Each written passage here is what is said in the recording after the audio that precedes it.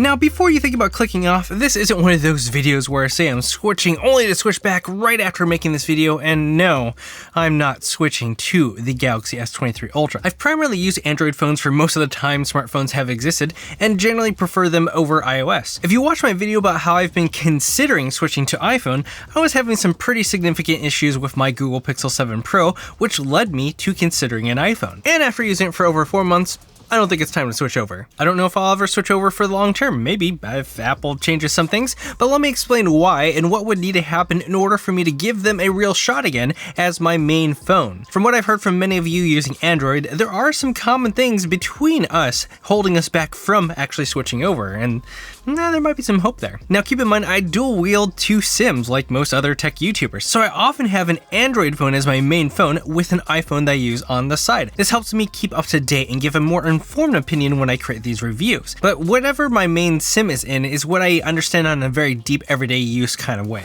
One of the main reasons why I decided to ditch my Google Pixel and try out an iPhone for my main phone was stability. I was tired of all the bugs, crashes, issues, and whatever else getting in the way of simply just using my phone like a normal person, like, you know, the way it was intended. I don't really think this is an unreasonable thing to hope for and expect, and iPhones have had a really solid reputation for providing that kind of experience, even if it doesn't have as many tricks and features like what you might see on a Samsung Galaxy device. So I switched over, and it seems like I have some sort of bad luck or something because all the bugs followed me over to the iPhone. Now, I'm not alone here. There are many other content creators that have pointed out how this generation of iPhone has been extremely buggy, if not the buggiest it's ever been. I'd have issues with apps closing, my AirPods Pro 2 constantly having connectivity issues, which seems like something you'd never expect from Apple. My phone also randomly restarted, which is a severe issue, and all the crazy problems you'd have with the dynamic island. So the very thing that I wanted to avoid was the thing I went to. So I had some really terrible timing on this one. Now, the iPhone receives a lot of praise for its camera, and in many ways it deserves that praise. I think it's an amazing camera, especially if you're white. I know,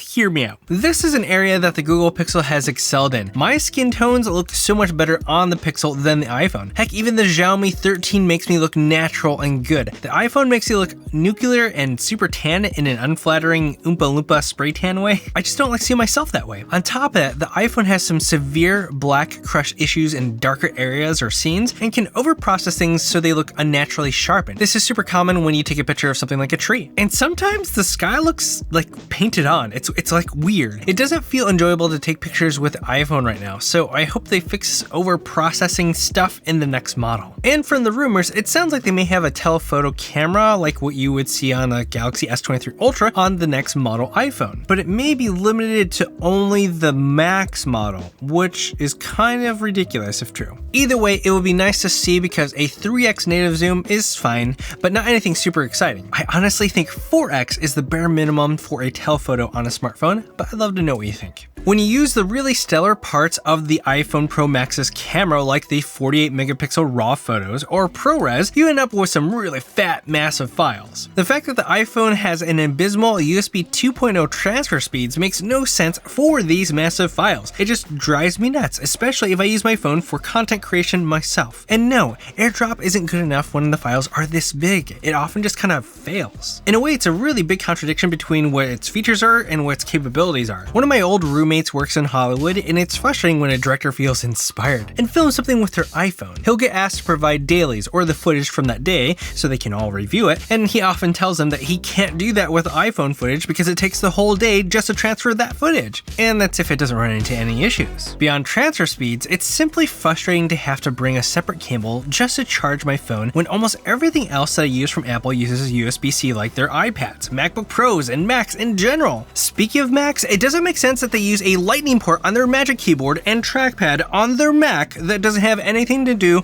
or related to Lightning. It has USB-C, but no Lightning. It makes no sense. Rumors do say that USB-C is coming to the iPhone this year and possibly faster transfer speeds exclusively for the Pro models, which I can be okay with since they have features that are consistent with the need for that speed. You know, it makes sense. I am curious to see how this would affect the Android market share because a lot of Android users that I know are waiting for this specific change before switching over, so that's their only holdout. For a long time, the iPhone Pro Max models have had a reputation for having an incredible battery life, and that still continues to this day. If I were to be honest though, I've noticed a trend that the battery life has been declining every generation since it peaked with the iPhone 12 Pro Max. But in context, it's still far better than what you'd find on an Android phone. That is until recently. The Snapdragon 8 Gen 2 is honestly one of the best launches for an Android smartphone processor in a long time. It's not only incredibly powerful and capable, but it is efficient in ways that I haven't seen in a long time. Every single smartphone that I've used so far with the 8 Gen 2 has had incredible battery life in ways that even makes the iPhone look like it's falling behind. I've been able to have the OnePlus 11 sit on standby for over 5 days before dying. The Galaxy S23 Ultra can go into a second day with normal use, or over 8.5 hours of screen on time with heavy use on the Xiaomi 13. It seriously fixes one of the biggest deficiencies for Android phones compared to iPhones, and it's truly quite nice. With a bunch of travel coming up, long battery life is a big deal for me. Despite Apple's changes to notifications in recent iOS updates, they're still shockingly bad compared to Android's notifications. Not only are they an overwhelming barrage of notifications, but the way that they group each other together, persist, and manage to make themselves not obvious is frustrating. Why can't I find the notifications I want to find? And why are there notifications from days and weeks ago when I'm actively using the phone? When I've used iPhones in the past, I don't remember ever missing important notifications. With this iPhone, I constantly miss notifications. I honestly don't understand why it's so different in this version of iOS, but despite my best efforts, I have legitimately missed some time-sensitive notifications and calls which have caused some issues for me and my work. If you watched my video on why I was considering switching to the iPhone,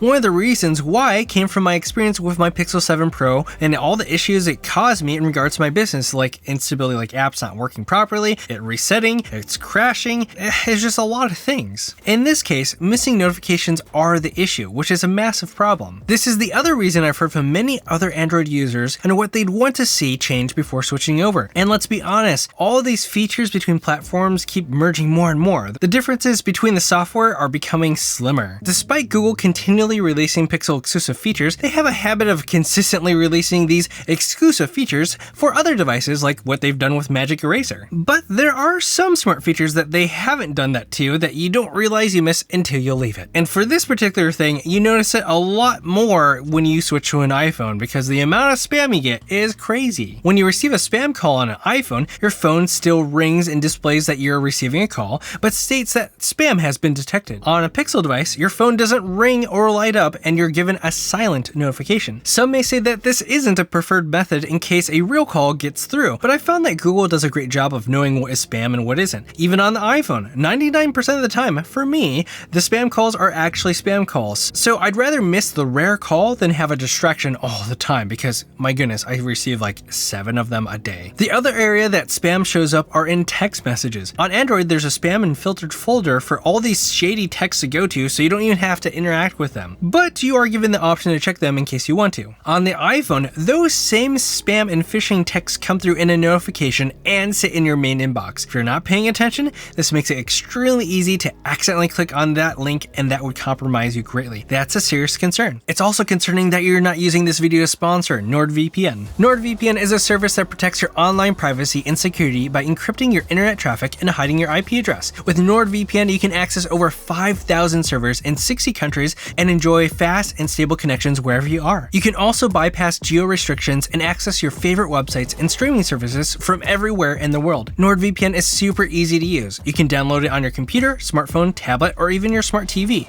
You can connect it up to 6 devices with one account and switch between them with just one click. And if you ever need any help, NordVPN has a 24/7 customer support team ready to assist you. But don't take my word for it. NordVPN has been rated the best VPN service by many trusted experts and publications such as PC Mag, Tom's Guide, and Business Insider. And with my link nordvpn.com/techtoday, you can get a special discount and extra subscription time for free. If you're not satisfied, NordVPN has a free 30-day money-back guarantee. So what are you waiting for? Go to nordvpn.com/techtoday or click the link in the description below and start protecting your online privacy and security today. So what phone am I switching to? It's not the Galaxy S23 Ultra. I did that for a month and I genuinely enjoyed it. It's not the Google Pixel 7 Pro. After seeing how good the battery life was on other Android phones and with the travel I have coming up, I wanted to prioritize good battery life. And the Pixel 7 Pro is not excelling in that area. It's also not the OnePlus 11, even even though I talked about how amazing it was in my review of it and was strongly considering making it my main phone. So that pretty much cancels out the major options in the United States. So what is it? It's this right here. This is the Xiaomi 13. It's not even the Pro model. For some reason, they didn't send me that. I would totally love it if you send that to me, Xiaomi. But this phone really surprised me. What's crazy about it is that it's not even fully compatible with my carrier in the United States, and I'm willing to take a small hit on how good it is with the carriers for everything else it offers. Plus, in my house, I get some really dang good 5G speeds. The size of it is easy to hold,